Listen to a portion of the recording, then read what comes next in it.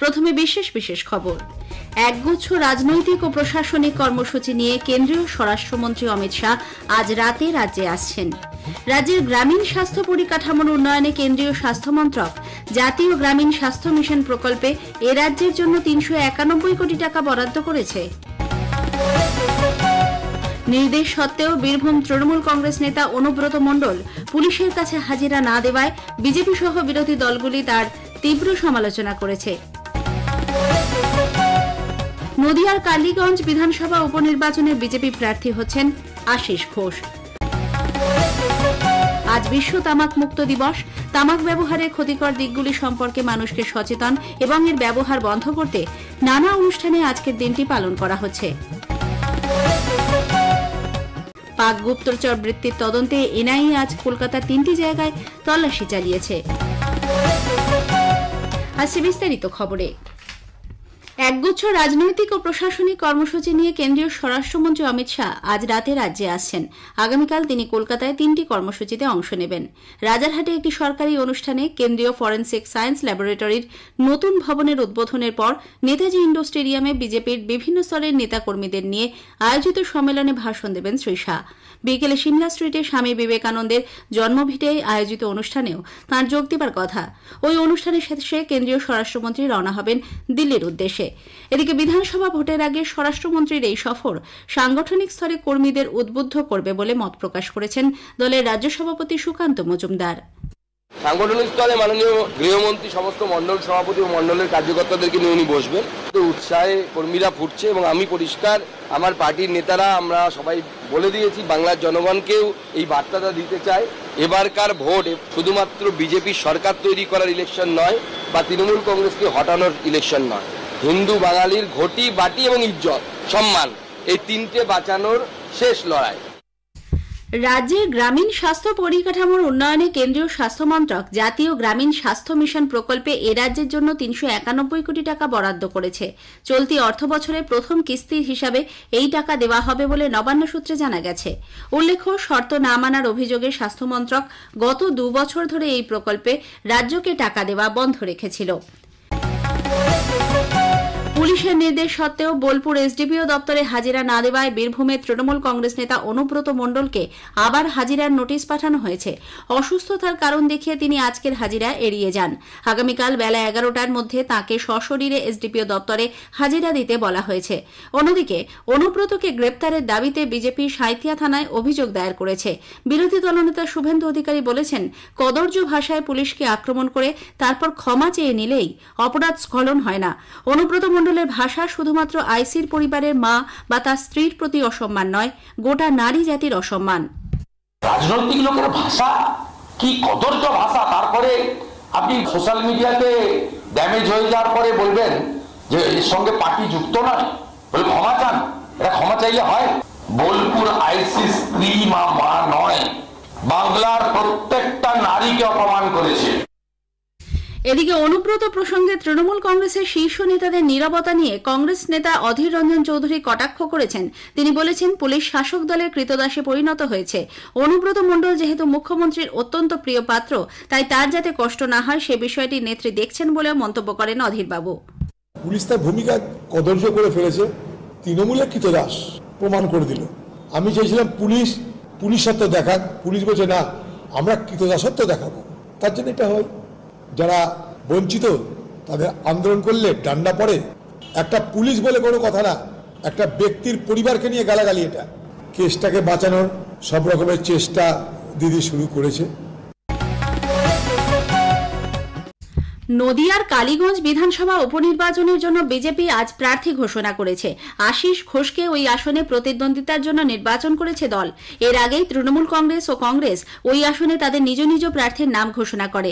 প্রয়াত বিধায়ক নাসির উদ্দিন আহমেদের মেয়ে আলিফা আহমেদকে তৃণমূল কংগ্রেস প্রার্থী করেছে। কংগ্রেসের তরফে কবিল উদ্দিন শেখকে প্রার্থী করা হয়েছে। উল্লেখ্য, 19 জুন কালীগঞ্জ বিধানসভা উপনির্বাচনের জন্য এগিয়ে চলেছে মনোনয়নপত্র জমা দেবার কাজ। আগামী সোমবার 2রা জুন প্রার্থীপদ দাখিলের সময়সীমা শেষ হচ্ছে। পরদিন জমা পড়া মনোনয়নগুলি খতিয়ে দেখা হবে। 5 তারিখ প্রার্থীপদ প্রত্যাহারের শেষ দিন। 25 জুন ভোট গণনা। মালদা জেলা তৃণমূল সভাপতি আব্দুর রহিম বক্সির মেয়ে আসিফা শবনমের সেচ দপ্তরে চাকরি পাওয়াকে কেন্দ্র করে বিতর্কের সৃষ্টি হয়েছে। এ বিষয়ে স্বজন পোষণ এবং চাকরি ক্ষেত্রে রাজনৈতিক প্রভাব খাটানোর অভিযোগ তুলেছে বিজেপি। দলের রাজ্য সভাপতি সুকান্ত মজুমদার এক্স হ্যান্ডেলে এক বার্তায় বলেছেন, যোগ্য চাকরিহারা শিক্ষক শিক্ষিকারা রাস্তায় চাকরি ফিরে পাওয়ার দাবিতে বসে দিন কাটালেও তাদের কোনো সুরাহা হচ্ছে না। এরই মধ্যে সেচ ও জলপথ দপ্তরের প্রতিমন্ত্রী সাবিনা ইয়াসমিন সেচ দপ্তরে এই চাকরি অন্যায়ভাবে করে দিয়েছেন বলে তার অভিযোগ। যদিও জেলা তৃণমূল সভাপতির দাবি, তার মেয়ের চাকরির জন্য কাউকে কোনো সুপারিশ করেননি তিনি। অন্যদিকে সাবিনা ইয়াসমিন বলেছেন, মন্ত্রী কোটায় কাকে কোথায় চাকরি দেওয়া হবে তা তার ব্যক্তিগত ব্যাপার। স্থানীয় সংবাদ শুনছেন আকাশবাণী কলকাতা কেন্দ্র থেকে। আমাদের সংবাদ শোনা যাবে ইউটিউব চ্যানেল আকাশবাণী সংবাদ বাংলা, ফেসবুক ও ইনস্টাগ্রাম আকাশবাণী সংবাদ কলকাতা এবং এক্স হ্যান্ডেল AIR নিউজ কলকাতাতে। আজ বিশ্ব তামাক মুক্ত দিবস। তামাক ব্যবহারের ক্ষতিকর দিকগুলি সম্পর্কে মানুষকে সচেতন এবং এর ব্যবহার বন্ধ করতে বিশ্ব স্বাস্থ্য সংস্থা হুর উদ্যোগে প্রতি বছর আজকের দিনটি তামাক মুক্ত দিবস হিসেবে পালন করা হয়। হু এর হিসাবে গোটা বিশ্বে 130 কোটি মানুষ তামাক ব্যবহার করেন, যা অকাল মৃত্যুর কারণ হয়ে দাঁড়িয়েছে। বিশ্ব তামাক মুক্ত দিবস উপলক্ষে আকাশবাণী সংবাদ বিভাগের একটি প্রতিবেদন।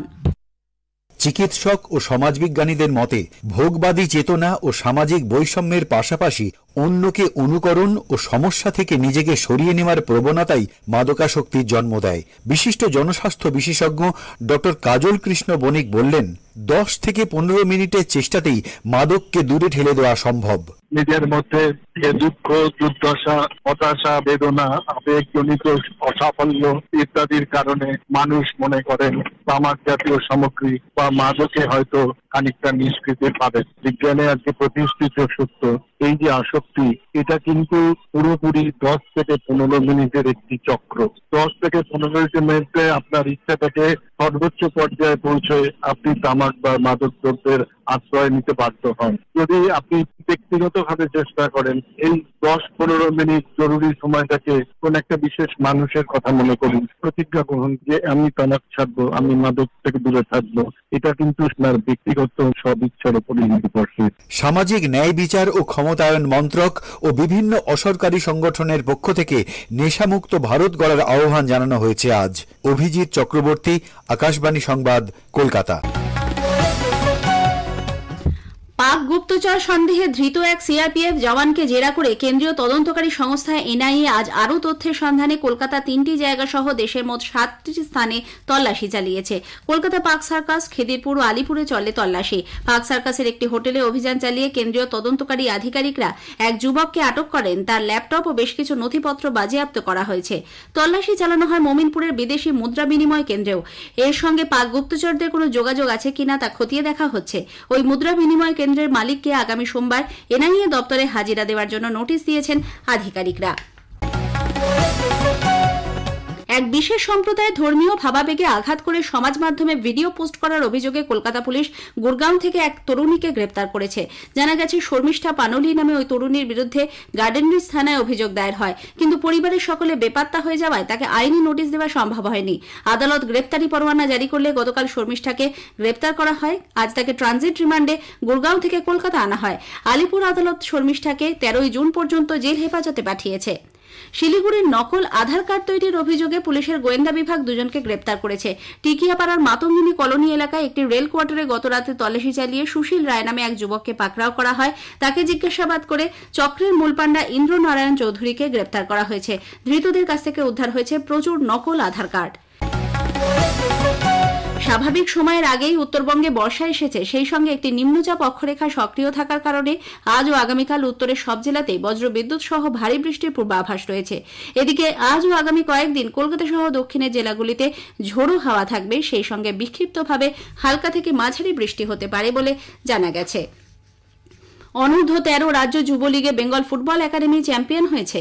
আজ ফাইনালে ভবানীপুর এফসিকে তারা 4-0 গোলে হারিয়ে দেয়। বেঙ্গল ফুটবল একাডেমির হয়ে গোল করেন রোহিত গাজী, রোহিত টুডু, অঙ্কুশ পাল ও সম্রাট দাস। এই সাফল্যের জন্য ক্রীড়ামন্ত্রী অরূপ বিশ্বাস ফুটবলার, কোচ ও কর্মকর্তাদের অভিনন্দন জানান। যাত্রী পরিষেবার মানোন্নয়নের লক্ষ্যে পূর্ব রেলের শিয়ালদা ডিভিশন আগামী 4 জুন থেকে 11টি মেমু ট্রেনকে ইএমইউ ট্রেনে রূপান্তর করার সিদ্ধান্ত নিয়েছে। এছাড়া 9টি লালগোলা রুটের ট্রেনের যাত্রাপথকে 2 ভাগে বিভাজন করা হবে বলে পূর্ব রেলের তরফে জানানো হয়েছে। শেষ করার আগে স্থানীয় সংবাদের বিশেষ কিছু অংশ আরও একবার। একগুচ্ছ রাজনৈতিক ও প্রশাসনিক কর্মসূচি নিয়ে কেন্দ্রীয় স্বরাষ্ট্রমন্ত্রী অমিত শাহ আজ রাতে রাজ্যে আসছেন। রাজ্যের গ্রামীণ স্বাস্থ্য পরিকাঠামোর উন্নয়নে কেন্দ্রীয় স্বাস্থ্য মন্ত্রক জাতীয় গ্রামীণ স্বাস্থ্য মিশন প্রকল্পে এ রাজ্যের জন্য 391 কোটি টাকা বরাদ্দ করেছে। নদিয়ার কালীগঞ্জ বিধানসভা উপনির্বাচনে বিজেপি প্রার্থী হচ্ছেন আশিস ঘোষ। স্থানীয় সংবাদ শেষ হল।